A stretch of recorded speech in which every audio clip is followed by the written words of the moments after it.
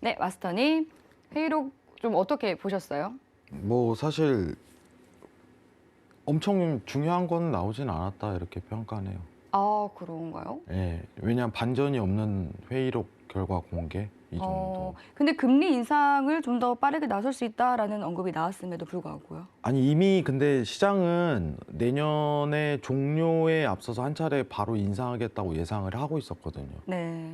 제가 일전에 사실 이제 금리 인상에 대한 시나리오를 얘기 드렸었는데 내년 2분기 첫 금리 인상이 바로 개시된다. 2분기 종료될 때 이제 6월 말 7월 초 금리 인상 1회 가능성이 포커싱이 지금 이미 다 그쪽으로 쏠려 있어요.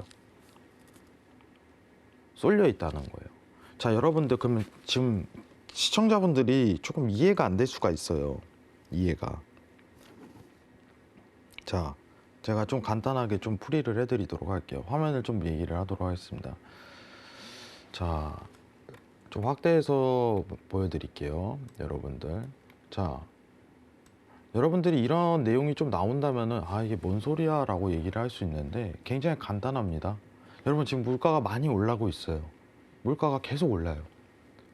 근데 이 물가를 정부에서는 막아야 돼요. 중앙은행에선. 이건 중앙은행에 대한 역할이에요.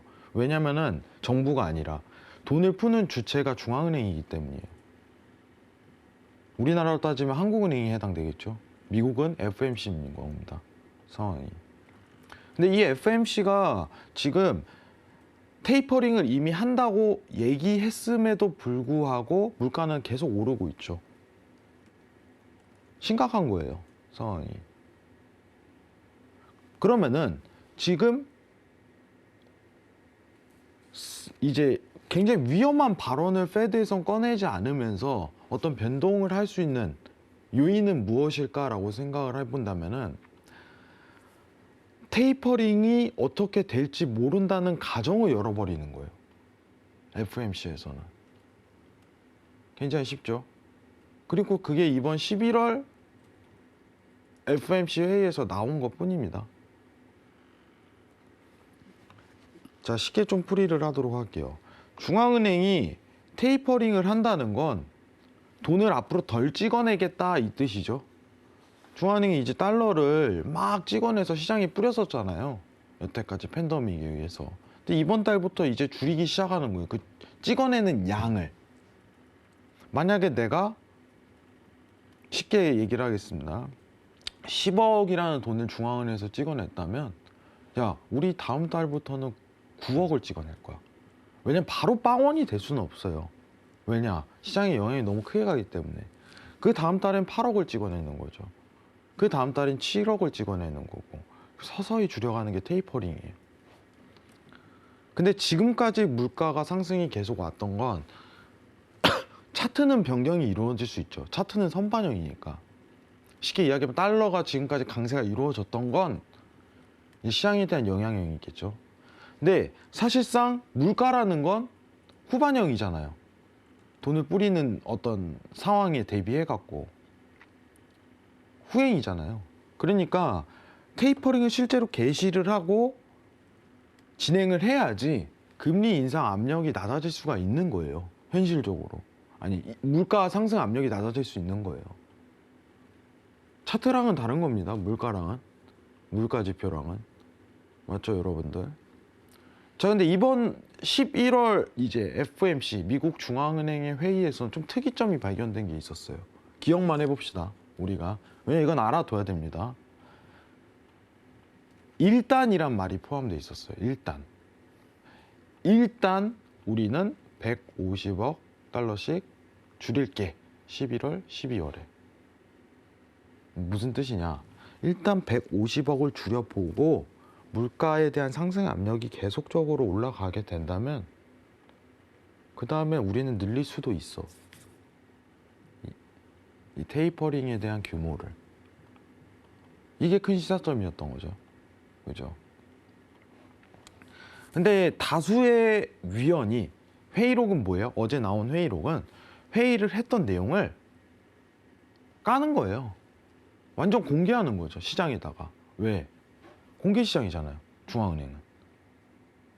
시장이 요동치는 걸 막기 위해 공개 시장에 할 의무가 있는 거예요. 회의록 공개입니다. 그게.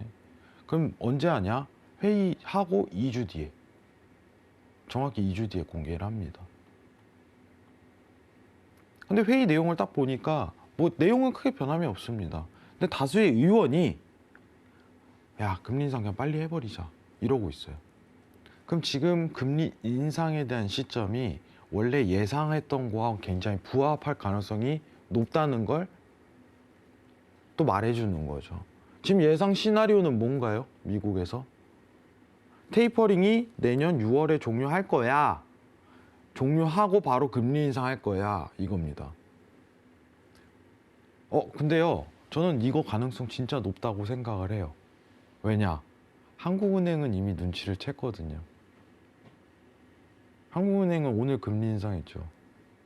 이주열 총재 이가 나와서 이제 언급을 했는데, 어차피 테이퍼링은 원래 오리지널 시나리오는 테이퍼링을 종료하고 한 6개월에서 1년 있다 금리 인상이에요. 이게 원래 오리지널 시나리오예요. 원칙. 근데 우리가 빨리 돈을 푼 만큼 빨리 줄이고 빨리 금리 인상하자. 이게 지금 미국의 상황입니다.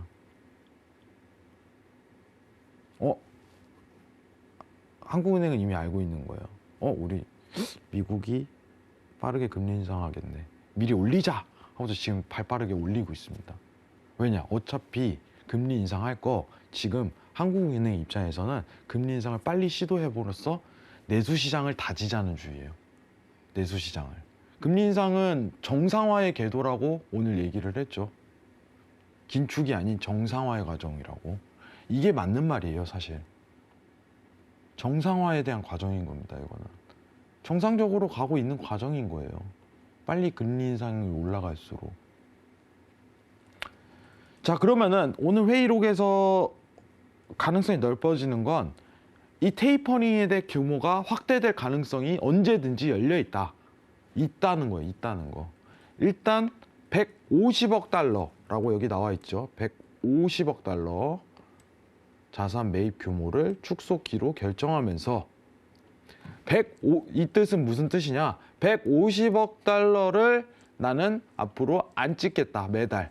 덜 찍어내겠다.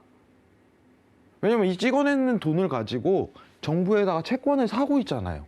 중앙은행에서. 매입을 안 하겠다. 이건 안 찍겠다. 시장에 안 뿌리겠다. 이런 뜻하고 똑같습니다. 자, 근데 이 양이 150억 달러가 늘어날 수 있다. 왜냐? 물가가 너무 올라가면 이거에 대한 어떤 매파적인 이제 위원들에 대한 공격적인 발언이 많이 나왔다. 그럼 금리 인상 빠르게 할 수 있다. 가능성이 힘이 더 실어주고 있는 상황이다. 이것만 체크하시면 됩니다. 아시겠죠? 별거 없어요. 회의로. 이미 다 우리 2주 뒤에 FOMC 회의하고 나눴던 내용들입니다. 큰 변화 틀이 없습니다. 그럼 반전이 없으니 시장에 큰 변화는 없겠죠, 당연히. 이해하시겠죠? 모두가 알고 있는 내용을 가지고 한 번 더 강조한 것뿐입니다. 확신성만 준 거죠. 이것만 체크하시면 됩니다. 자, 근데 이제 시나리오가 이렇게 되는데, 어떻게 보면은 지금 연준에 대한 기본 시나리오는 내년 중반경 이제 아예 채권 매입을 종료한다. 쉽게 얘기하면은 달러를 앞으로 덜 찍어내겠다. 안 찍겠다. 이렇게 가는 거죠. 근데 오히려 더 빠른 테이퍼링 종료가 이루어질 수 있다는 가능성만 열리고 있다. 이겁니다. 이것만 체크하시면 돼요. 자, 근데 여기 보시면은 그래프가 어렵지 않아요. 국채 있고 MBS 채권이 있죠. 여기 보이시면 간단해요, 여러분들. 국채는 뭐예요? 나라에서 발행하는 채권. 나라에서. 왜냐면 회원님, 중앙은행이 채권을 사는데 나라에서 발행하는 채권을 살 수가 있나요? 가능합니다. 독립기관이라고 표현을 하잖아요. 미국 페드는 미국 정부와 별개에 대한 기관이에요. 그러면은 미국 정부가 돈이 긴급하게 필요하면 자기가 이제 채무 증서를 주고 중앙은행한테 돈을 빌려오는 거랑 똑같은 효과예요. 그걸로 이제 재정 정책을 펼친 거죠. 그걸 국채를 매입한다라고 표현하는 겁니다. 근데 이 MBS는 뭐냐? 쉽게 얘기하면은 우리나라 용어로 하면 근저당권. 우리 시청자분들 다 근저당권 아시죠? 저당 설정하잖아요, 다. 그죠? 집 살 때 이렇게 대출 받을 때. 근데 그 저당을 이제 모기지화 시켜가지고 몇십 개씩, 몇백 개씩 막 해갖고 몇천 개씩 등급별로 나눠가지고 이거를 분류해 놓은 거를 모기지라고 해요. 근데 그걸 MBS라고 합니다. 아시겠죠? 간단한 거예요. 그냥 근저당권 뭉탱이로 쌓아놓은 거. 근데 이걸 왜 사요? 부동산 시장 무너지는 거 막으려고. 아시겠죠? 리먼 때부터 문제 생기면 항상 미국은 MBS가 포함되어 있었다. 이겁니다. 부동산도 굉장히 중요한 시장이기 때문에. 아시겠죠? 이것만 체크하시면 될 것 같습니다. 자, 그리고 바로 어떻게 얘기를 하전 오늘 회의록에 나왔는데 바로 그것도 갈게요, 여러분들. 한국은행 얘기 좀 하도록 하겠습니다. 네. 자, 오늘, 화면 좀 내리도록 하겠습니다. 네, 오늘 20개월 만에 또 제로금리 시대가 막을 내렸죠. 자, 근데 이제 제일 무서운 거는 시청자분들이 걱정하는 건 그거죠. 증시에 대한 상황은 안정적인가. 제가 사실 이 부분에 있어서 코스피가 좋지가 않다라고서 얘기를 드렸었는데, 네. 자, 일단은 기준금리 인상을 했는데 중요한 거는 앞으로의 전망이겠죠. 한국은행은 계속 이런 속도로 금리 인상을 진행할 것인가 라는 해답에 있어서는 대다수가 예스라고 표현을 해요. 예스. 지금 25bp 인상을 하면서 11월에서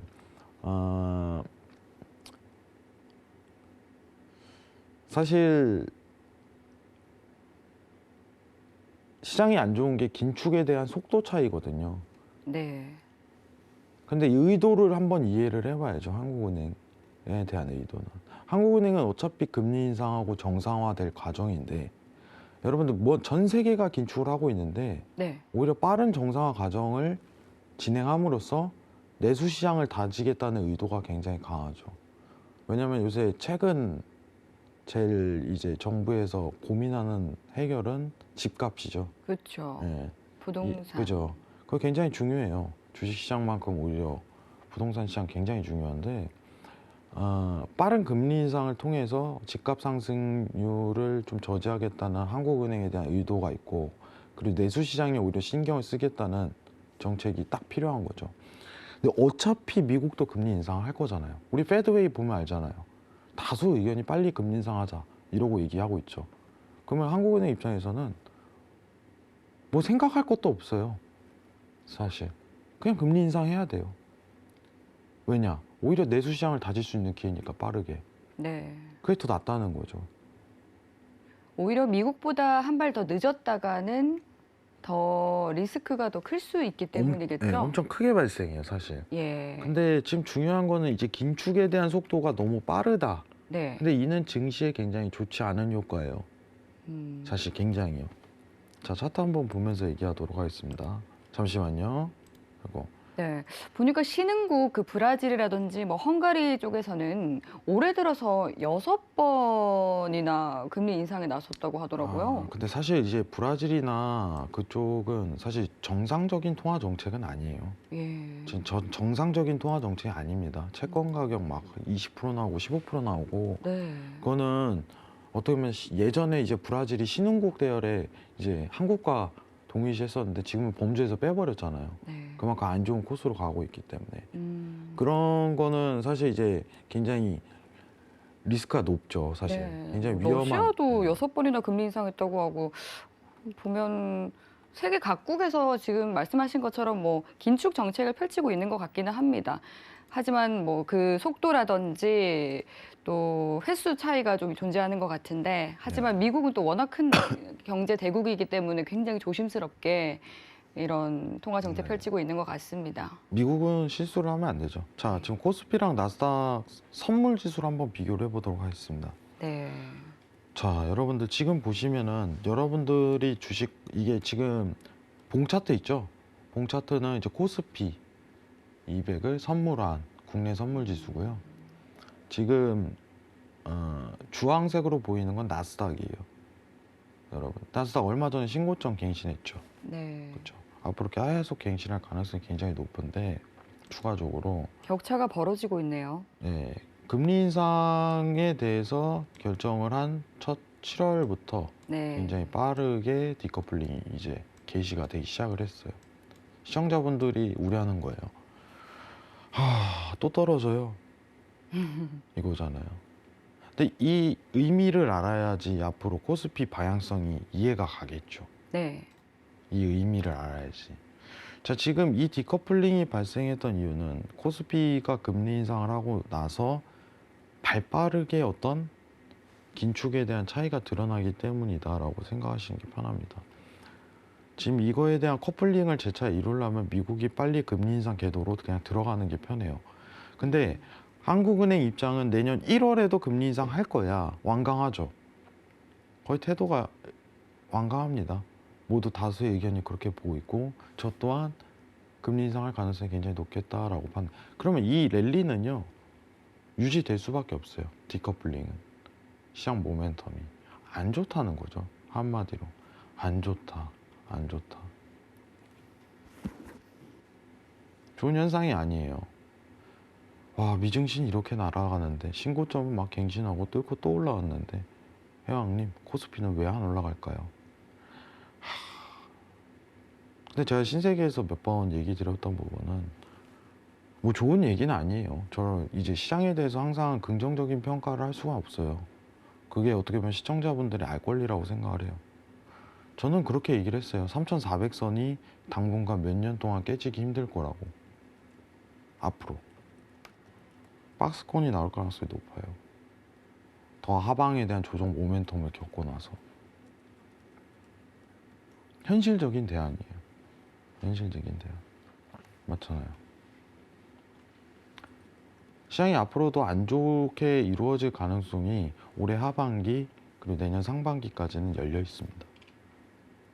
내년 상반기까지는. 미증시가 날아가더라도 미증시가 날아. 근데 미증시가 떨어진다? 그럼 더 한 번 더 세기를 박아버리는 거죠. 좋은 건 반영 안 되는데 나쁜 건 다 반영해요. 지금 상황 그림이 안 이쁘다 이거예요. 왜 그러냐? 두 긴축에 대한 속도가 너무 차이가 나기 때문에. 아시겠죠? 이 부분만 해석하시면 됩니다. 그럼 이 모멘텀 있죠? 지금 박스 네모친 디커플링에 대한 모멘텀은 올해 말 그 이후까지 당분간은 이어질 가능성이 높다. 솔직한 발언입니다. 여러분들 아시겠죠? 국내 선물을 하시는 분들은 수익을 거두신 분들이 다수 있으실 거예요. 왜냐하면 방향성을 매도로 보시니까. 그렇죠? 근데 사실 주식이라는 거는 이제 올라야지 어떻게 보면은 수익을 거둘 수 있는 상품에 대한 모멘텀이기 때문에 오히려 다른 걸로 세상 얘기를 한다면 뭐 이 인버스 트레이딩 많이 들어보셨을 거예요. 시청자분들도. 오히려 떨어질 때 차트가 올라가는 바뀌어진 상품이죠. 인버스, ETF 이런 상품에 대한 구조도 한번 보시는 게 나쁘지 않다고 생각이 듭니다. 자, 오늘 FMC 회의록 정리만 한번 하도록 할게요. FMC 1번 FMC 회의록 예상한 것처럼 나왔다. 2번 금통위 리뷰 긴축에 대한 속도 차이는 아직도 현재 진행 중이다. 디커플링은 유지될 것이다. 이겁니다. 딱 두 가지 포인트예요. 기억하시기 바랍니다. 이상입니다.